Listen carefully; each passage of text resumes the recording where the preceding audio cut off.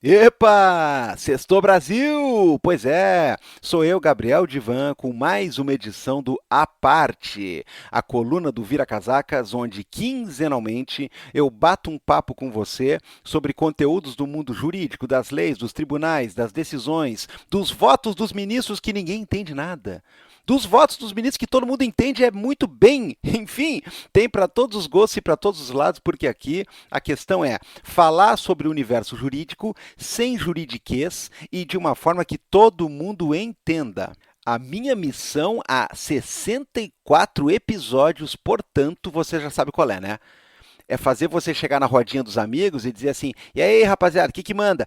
Não, pois é, o pessoal tá falando lá do recurso extraordinário aqui, mas ficou meio ruim de entender. Aí você fala assim: ruim de entender nada, my brother, porque eu estudei a questão e eu posso dizer que, pá, dá o carteiraço.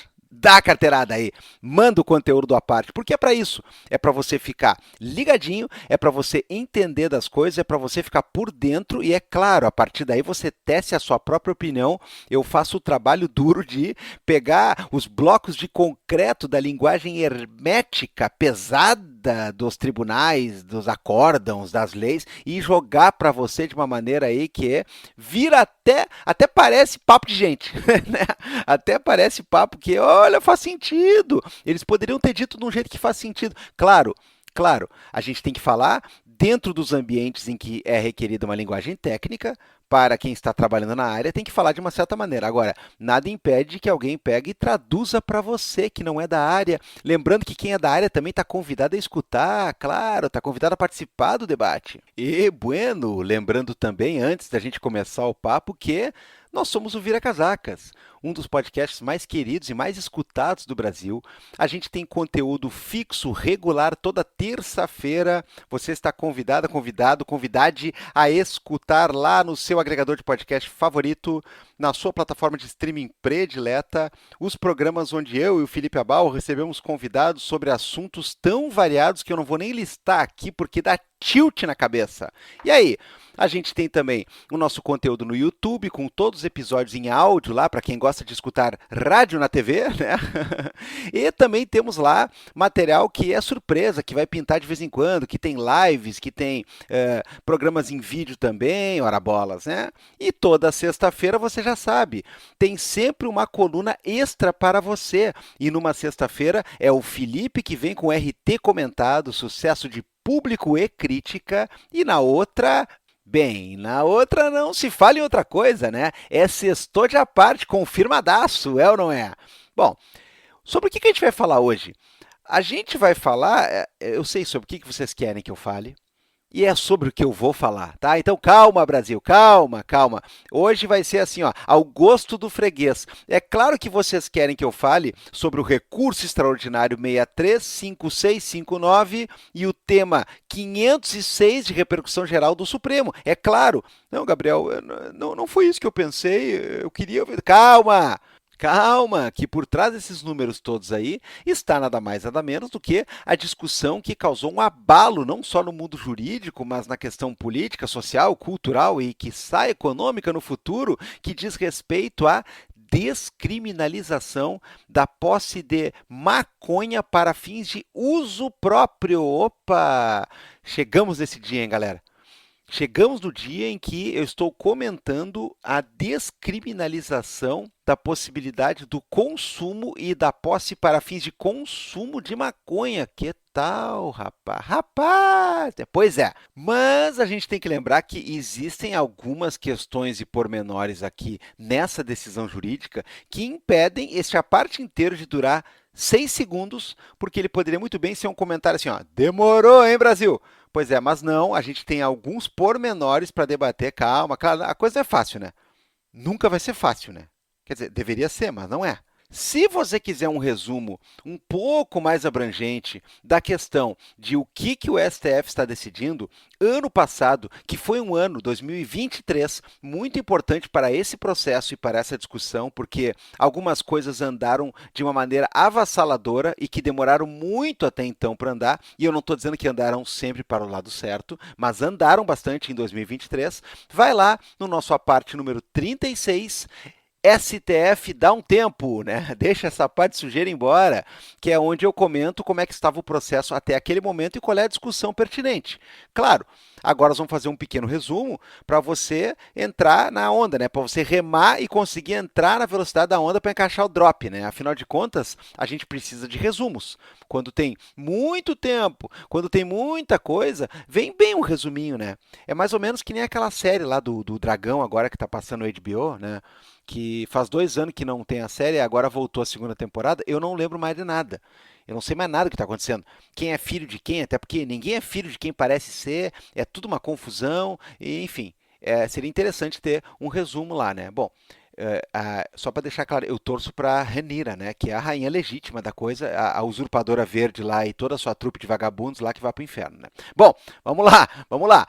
Tem um lembrete que eu sempre faço, você já me ouviu falando disso com toda certeza, mas não custa fazer mais uma vez. Quando uma discussão chega no STF, nós não estamos falando de uma quarta instância de julgamento.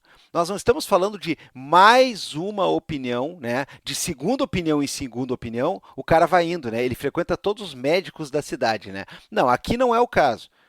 Quando o STF trabalha alguma questão, ele está trabalhando em nível de dizer se há uma violação da Constituição, se há um respeito à Constituição que deve ser sustentado, mantido, se há uma interpretação conforme ou mais adequada à Constituição que precisa ser respeitada, ou seja, brincando, brincando, pessoal, dá para dizer que o STF não julga o caso. Como assim, Gabriel? Claro, o caso vai ser em si julgado, porque uma decisão sobre uma questão constitucional que envolve o caso pode vir a mudar os rumos do que já foi decidido, sem dúvida nenhuma. Agora, o STF não é um lugar para você ir lá reclamar mais uma vez que não gostou da decisão, mais uma vez você pleitear o reconhecimento de uma prova a seu favor, mais uma vez falar de alguma questão de que a decisão foi desproporcional.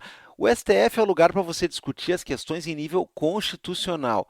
E os ministros vão votar temas e vão votar pautas em nível constitucional. O que significa que eles estão mais interessados em ver se o caso, sua decisão, seu andamento e o que foi embasado nele está de acordo com a Constituição ou não. Então, para vocês terem uma ideia, nesse recurso aí, que é o 635659, ele chegou no STF depois de ser decidido por todas as instâncias anteriores, um caso originário de São Paulo, onde um cidadão foi condenado por posse de maconha numa quantidade compatível para fins de consumo. Ou seja, se ele tinha ou não tinha que ser condenado por isso. Se a gente tinha ou não tinha que valorizar a prova da testemunha X ou Y, o laudo J ou Z. Isso aí é tudo matéria para ser decidida na primeira instância e no TJ de São Paulo.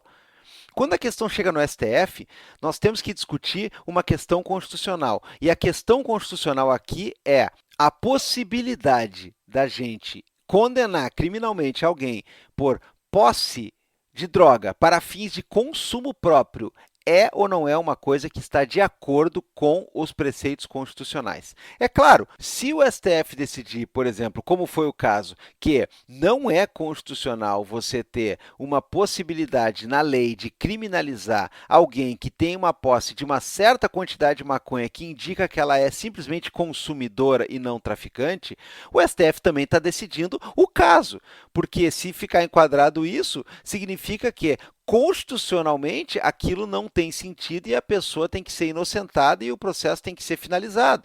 O que significa, portanto, dizer que o STF vai decidir o caso do cara lá que recorreu, mas ele não vai decidir se o cara lá no processo que ele foi condenado está certo ou errado por fatores intrínsecos à discussão do processo. Ele vai dizer se a questão constitucional tem que ser vista de uma maneira diferente ou não, ele vai interpretar e aplicar a Constituição, e isso aí pode abraçar o caso e descer a cachoeira junto, ou seja, não pensem que nós não vamos falar do caso. Porra, o cara recorreu lá para o STF e o assunto vira uma outra coisa, ele não tem mais importância? Tem importância.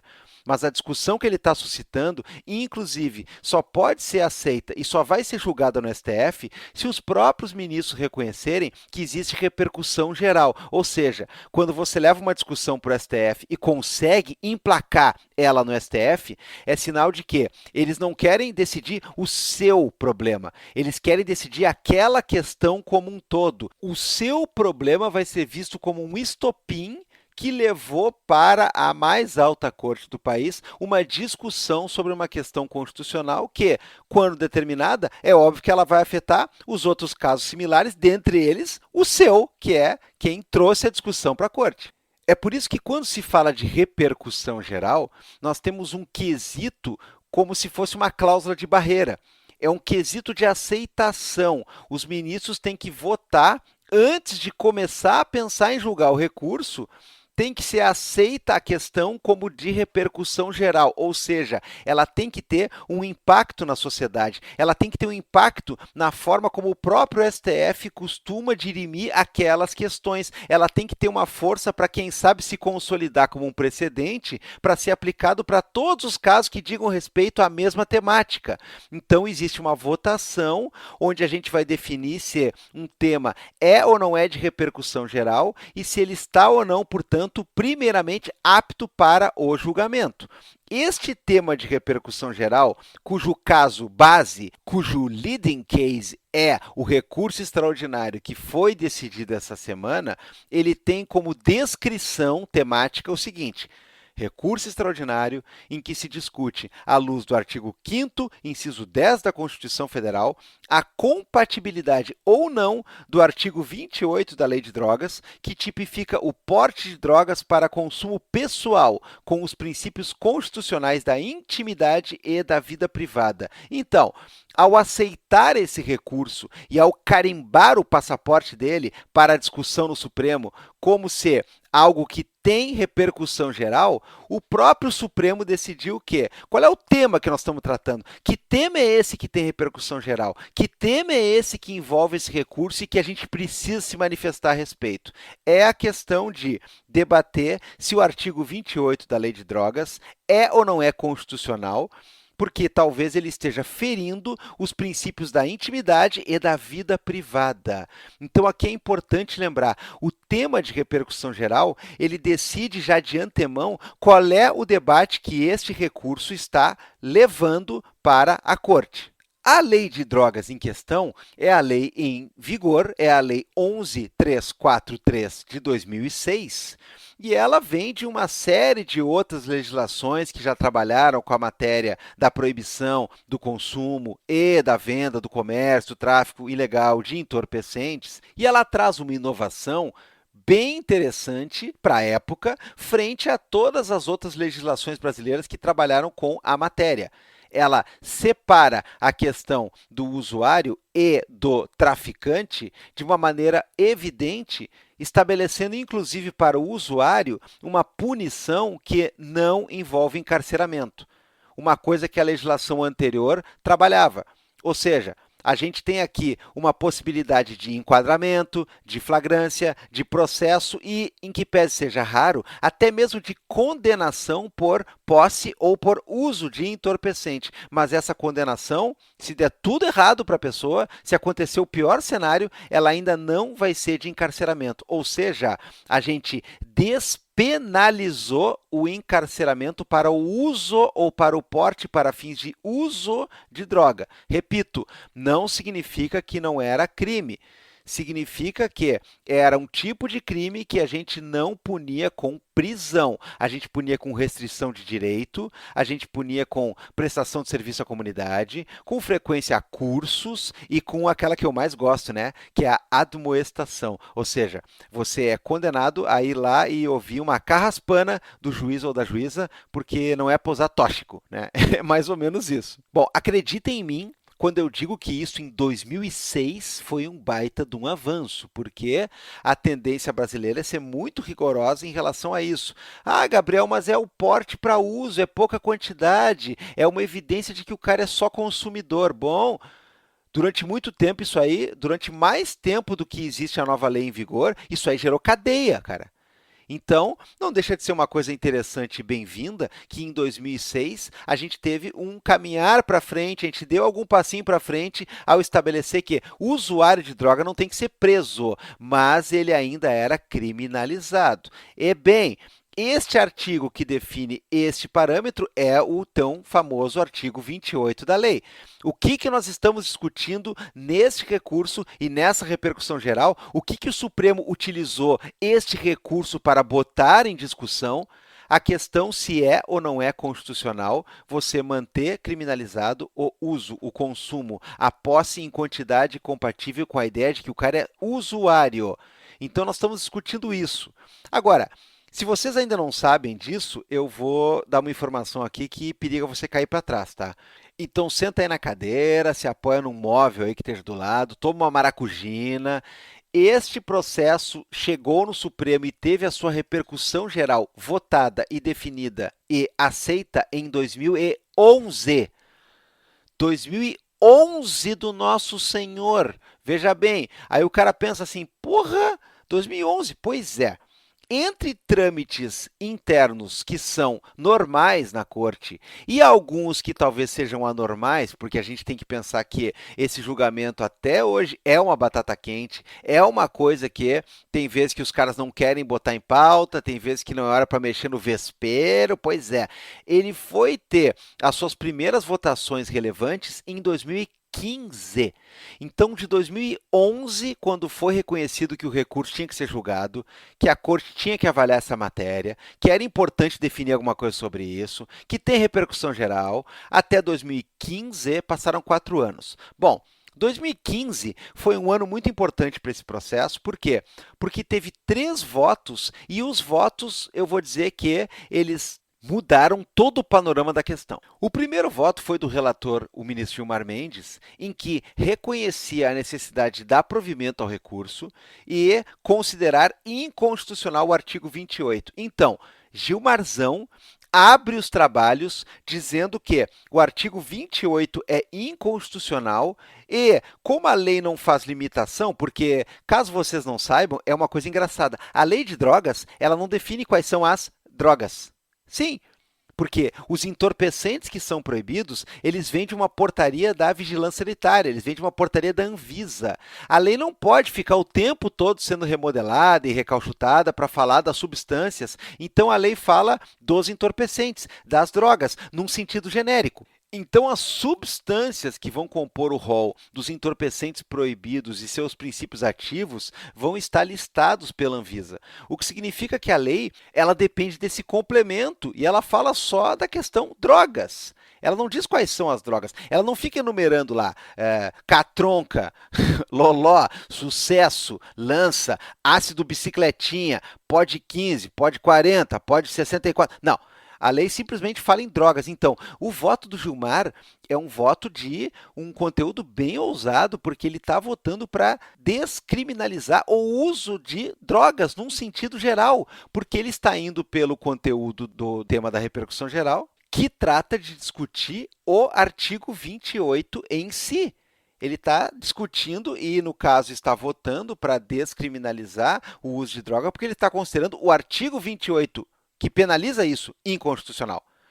Aí, os votos do ministro Barroso e do ministro Fachin, eles vão vir num sentido em que a gente tem que jogar, e o Barroso firmou muito essa pauta, ele fincou o pé nessa discussão, a gente tem que julgar essa questão em relação à maconha. Por quê? A discussão sobre a maconha é diferente da discussão de outras drogas. Porque o recurso que está sendo posto em debate, ele traz uma questão originalmente sobre uma condenação que tem a ver com maconha. Então, o Barroso é o grande mentor, patrocinador inicial deste afunilamento, dessa curva que o julgamento passou a ter, porque se passou a discutir o tema da repercussão geral, que é só ler ele para ver que ele é bem aberto, ele é bem genérico, passou a se discutir ele pensando em adequar a discussão em falando de maconha e não de outras drogas. E aí a questão começa a ganhar um rumo, vem o voto do Fachin também, e em 2023, sim, você não leu errado. Por quê? Porque você vai ter o voto do Gilmar, o voto do Fachin, o voto do Barroso. A questão era para ser agora atribuída ao ministro Teori Zavascki. O ministro Teori vem a falecer num acidente, entra na corte o Alexandre de Moraes, a situação fica parada por um bom tempo, e aí em 2023, olha só, 2011, 2015, 2023. A gente volta a ter notícias sobre esse caso, porque agora vem um voto que também causa um abalo no ecossistema da discussão. Eu estou falando do voto do Alexandre de Moraes, que não só está aceitando o que os ministros anteriores estão falando em relação a focar a discussão só na maconha, quando pela primeira vez aparece a possibilidade de a gente cravar uma quantidade específica que o STF vai considerar para passar a dizer que, a partir daquela quantidade para baixo, nós temos uma caracterização de usuário e que, portanto, seria inconstitucional criminalizar alguém, dar efeitos penais de condenação para alguém que é encontrado com maconha. E a proposta do Alexandre é alguma coisa entre 25 a 60 gramas e que depois ele vai fixar num voto aprimorado mais para adiante em 60 gramas, ou 6 plantas fêmea que poderiam gerar uma quantidade de maconha, claro, a planta fêmea, né, pela questão do THC e do princípio ativo que ela gera ao contrário da planta macho, está então configurada a questão. Então vamos lá, a gente começa com uma discussão que era para decidir se criminalizar porte de qualquer droga para fim de consumo é ou não é constitucional. Depois, a gente muda com os votos do Barroso, do Fachin e do Alexandre, a discussão para é ou não é constitucional criminalizar a posse para consumo de maconha. E aí, no voto do Alexandre, vira moda você estabelecer a questão da tendência de quantidades. Bom, isso daí, como eu falei, mudou a votação para sempre, porque desde então a gente passou a ter isso como uma espécie de baliza. E aí, o que aconteceu? O Gilmar Mendes chama a palavra de novo na sessão de 24 de agosto de 2023. 23 foi um ano movimentado, né, nesse caso. E aí vai acontecer o quê? O próprio relator Gilmar vai dizer: estou aderindo à tese do ministro Alexandre em relação à maconha e em relação à possibilidade da gente pensar em 60 gramas ou 6 plantas fêmea como um limite para diferenciar o usuário do traficante. Essa altura do campeonato você pode estar perguntando, tá, mas a lei fala que o usuário tem um destino, o traficante tem outro, mas ela não diz o que é cada um. Ela fala de um modo muito vago, ela não estabelece nada que vá marcar o território. É por isso que, no voto do Alexandre e depois os demais ministros vão se agarrar nessa questão. Eles estão dizendo que tem que ser descriminalizado o consumidor e aquele que tem consigo maconha para provavelmente consumir e não para vender. E aí eles estão colocando a barreira nas 60 gramas ou na quantidade de 6 plantas em casa, 6 plantas de posse da pessoa. O próprio Barroso volta a se manifestar no dia 6 de março deste ano, 2024, para dizer que ele quer aderir à discussão também fixando o patamar de 60 gramas ou 6 plantas fêmea. Então tá todo mundo abraçando essa tese. Todo mundo não, né? Todo mundo não, porque, pois é, né? Tem aqueles que acham que tem que manter a criminalização, tem que manter a constitucionalidade do artigo 28. São eles: o ministro André Mendonça, o ministro Nunes Marques e, o nosso ministro Zanin, hein? Cristiano Zanin. É interessante que eles disseram assim, ó, tem que manter a criminalização, mas não é para ter prisão do usuário. Sim, você está votando para dizer que a lei tem que ficar igualzinha ao que ela já é, né?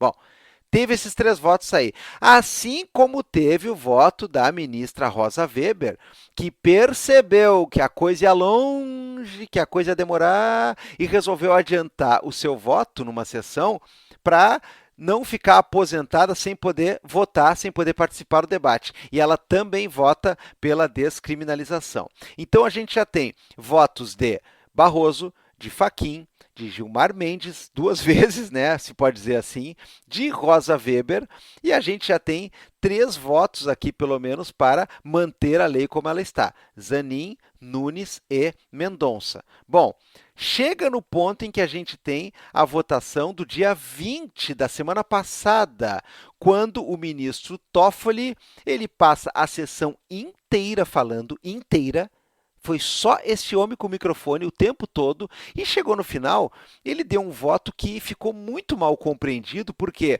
teve gente por aí comemorando que a maioria estava formada para descriminalizar, teve gente reclamando que ele aderiu ao grupo dos 3 lá, que estão mantendo a criminalização. Ficou bem confuso o voto Toffoli, de tal maneira que, na sessão dessa semana, na primeira das 2 sessões, esta semana que enfrentaram a discussão, o Toffoli pediu a palavra no início para meio que fazer um complemento, para fazer uma explicação, para fazer um esclarecimento quanto ao seu voto. E aí ele dá um discurso extremamente radical, dizendo que, na opinião dele, primeiro, já não era criminalizado isso daí, nunca foi, porque a lei não oferece pena de cadeia, de cana dura. Então, já não era uma questão de crime. Olha, eu discordo porque, repito, gente, se dava para ter flagrante, se dá para ter enquadramento, se dá para ter processo e se dá para ter condenação, em que pese a gente não vê isso acontecer, a condenação por isso, a gente vê transação penal, a gente vê acordo, a gente vê uma série de coisas. Agora, condenação é muito difícil, mas é possível? Sim. O cara perde réu primário? Perde. Então é crime. Mas vamos lá. O Toffoli, né, da sessão do dia 25, apareceu, né, simplesmente eletrizado lá. Ele chegou dizendo assim, ó, primeiro lugar, aqui, ó, tem que descriminalizar para todas as drogas, não é só para maconha. Segundo lugar, não quero que fixe quantidade nenhuma, porque se fixar quantidade, vai continuar acontecendo de que dependendo de quem for, onde for e qual é o lugar da cidade, a quantidade vai ser interpretada como se fosse não sei o quê, o problema não vai acabar por aí e tudo mais. E eu sei que eu vou ser minoria, mas eu quero esclarecer meu voto. O Toffoli, né, ele chegou como quem diz assim, estão falando mal de mim, é? Então vou chutar o balde, né? Bom, se ele esticou a corda e está querendo votar para descriminalizar a posse e o consumo de toda e qualquer droga, a gente inclui ele no bolo dos que estão votando para descriminalizar a posse e o consumo da maconha também. Então tem mais um voto aí. Aí veio o ministro Fux na mesma sessão.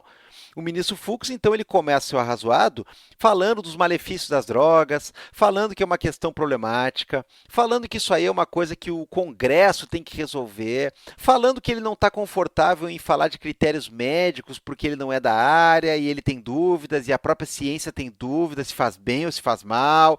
E ele fez toda uma questão, todo um circo ali. Eu pensei, ok, esse aí vai votar com os outros 3, né? Sem dúvida nenhuma. Não. Chegou no final, ele pegou e disse assim, pois é, tem todos esses problemas aqui, mas eu acho que tem que descriminalizar, eu acho que tem que fixar a quantidade, eu estou com essa outra galera aí. Formada, portanto, mais do que nunca a maioria, que foi dado o prego no caixão com o último voto, que foi o voto da Carmen Lúcia, que também disse que era a favor da descriminalização e também embarcou na onda da fixação de quantidade em 60 gramas ou em 6 plantas fêmea. Então, pela contagem, Gilmar, Fachin, Barroso, Alexandre, Rosa, Toffoli, Fux e Carmen Lúcia, 8 votos, então, de alguma maneira ou de outra, aderindo à ideia da descriminalização. Contrários, Mendonça, Nunes e Zanin. Significa que, sim, ainda que com muitos pormenores e questões práticas para resolver, dá para dizer que, pelo menos em relação ao uso e à posse para fins de uso de maconha no Brasil, a gente está com a porta aberta para descriminalizar. O que resta saber é o que vai vir decidido na sessão do dia seguinte, da quarta-feira, passada agora, do dia 26, quando eles vão refinar, eles vão afiar a mira da decisão, porque a maioria já está formada para um sentido. Agora nós temos que elaborar uma tese, nós temos que elaborar uma espécie de extrato da decisão, que é para dizer, afinal de contas, o que foi votado. E aí vem uma nova rodada de discussão, que é o que aconteceu na sessão. Eu vou ler aqui para vocês, então, o ponto a ponto, o passo a passo da tese que foi fixada depois da segunda sessão da semana, da quarta-feira, para determinar os parâmetros do que havia sido decidido na terça. Então, eles falam assim, ó. 1. Não comete infração penal quem adquirir, guardar, transportar ou trouxer consigo para consumo pessoal a substância cannabis sativa, sem prejuízo do reconhecimento da ilicitude extrapenal da conduta, com apreensão da droga e aplicação das sanções de advertência sobre os efeitos dela e a medida educativa de comparecimento a programa ou curso educativo. Ou seja, não tem mais, a primeira questão, o primeiro tópico é deixar bem claro, não é mais crime fumar maconha e portar maconha numa quantidade de uso pessoal. Agora, continua estabelecido que é ilícito. Essa era uma parte um pouco polêmica das discussões dos ministros, por quê? Como é que vai ficar isso? É mais ou menos como uma infração de trânsito. Tem infração de trânsito que ela é, ao mesmo tempo, infração de trânsito e gera multa e gera pontos na carteira, e ela é crime também. Agora, tem infração de trânsito que é só infração de trânsito. Você perde ponto na carteira, você paga uma multa no sentido administrativo e segue o baile. Então, a questão da posse e do uso de maconha, ela vai ficar regulada de forma mais ou menos parecida. Portanto, não é um liberou geral.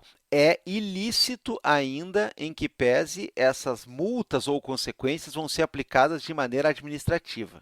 Ponto número 2. As sanções estabelecidas nos incisos 1 e 3 do artigo 28 da lei serão aplicadas pelo juiz em procedimentos de natureza não penal, sem nenhuma repercussão criminal para a conduta.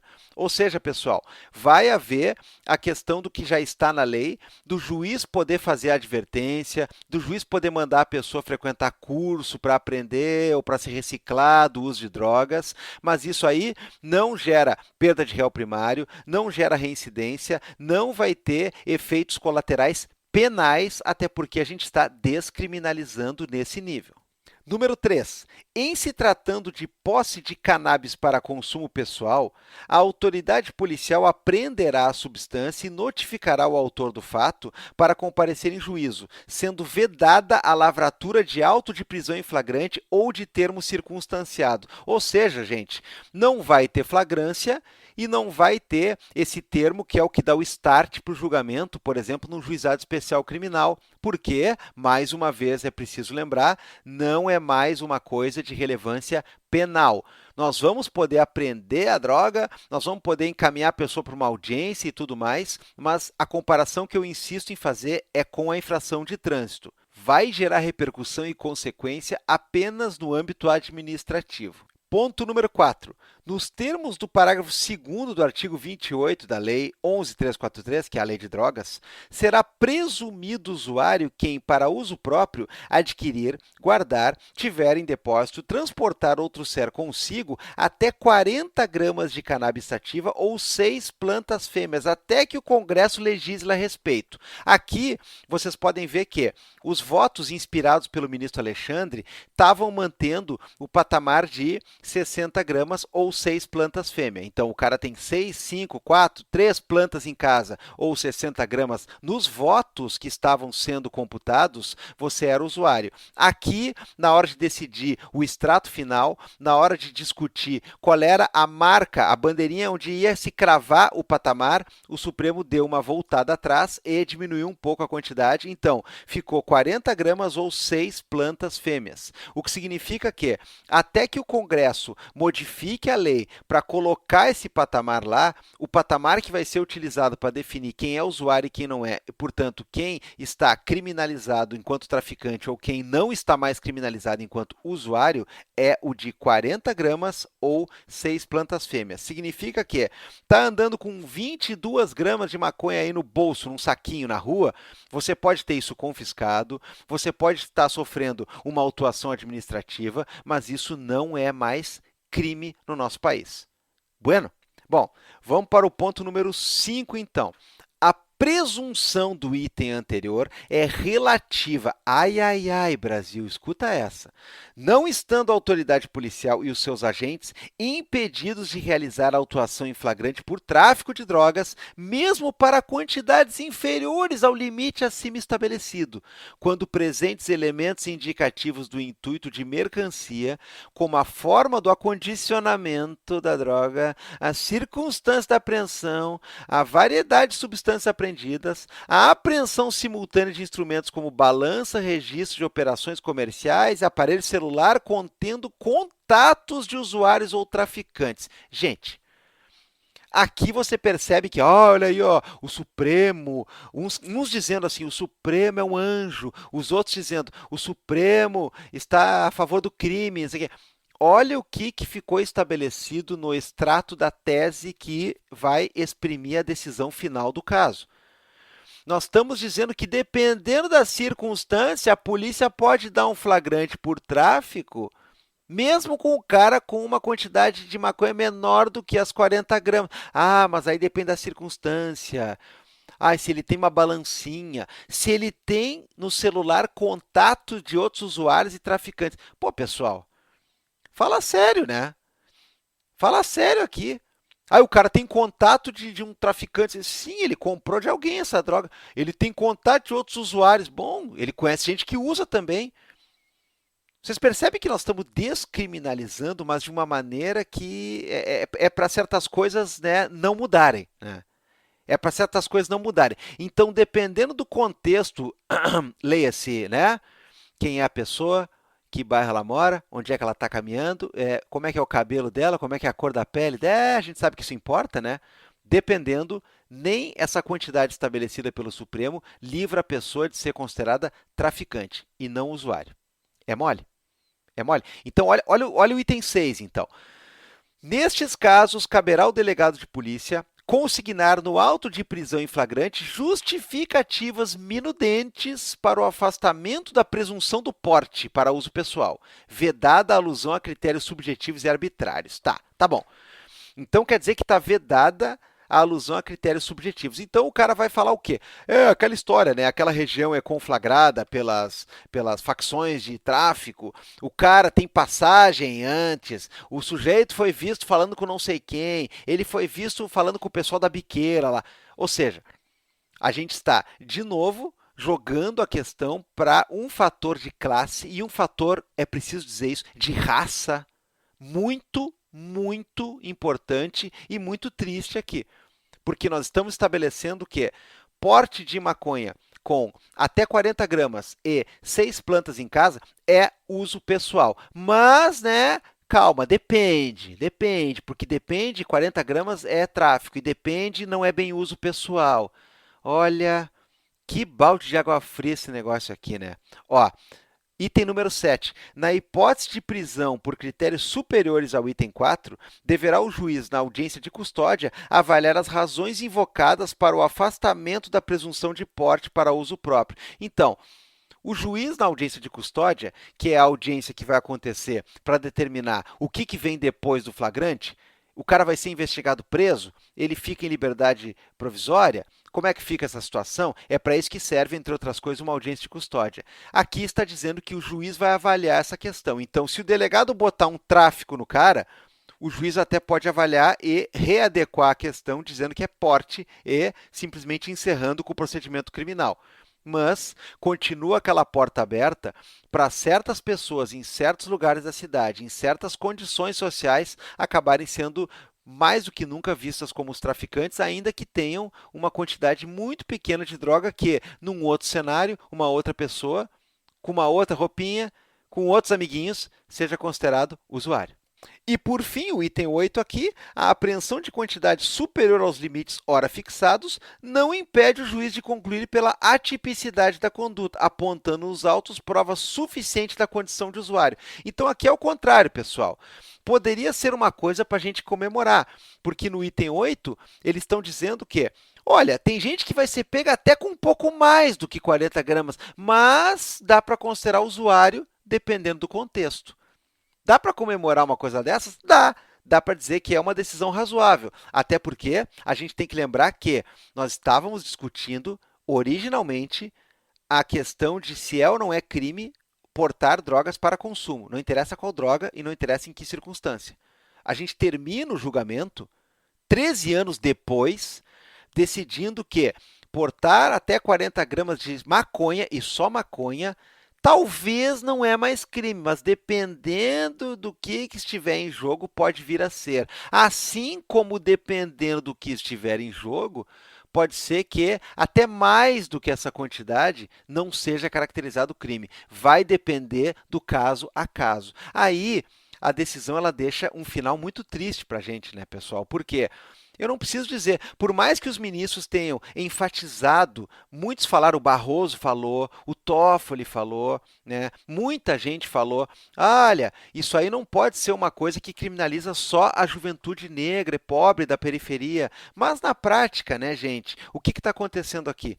Dependendo o cara com menos quantidade pode ser considerado traficante. Dependendo, o cara com mais quantidade pode ser considerado usuário. E essas duas últimas questões, esses dois últimos itens aqui, olha, eu não quero dizer que é um balde total de água gelada, porque a discussão ela avançou bastante. A gente tem que sim celebrar o fato de que, pelo menos quanto à maconha, o Supremo está jogando a bola para o Legislativo e dizendo assim, ó, galera, é o seguinte, não é mais crime isso aqui. Agora vocês, por favor, botem na lei o parâmetro. Enquanto não for parar na lei, o parâmetro é esse aqui que a gente está mandando.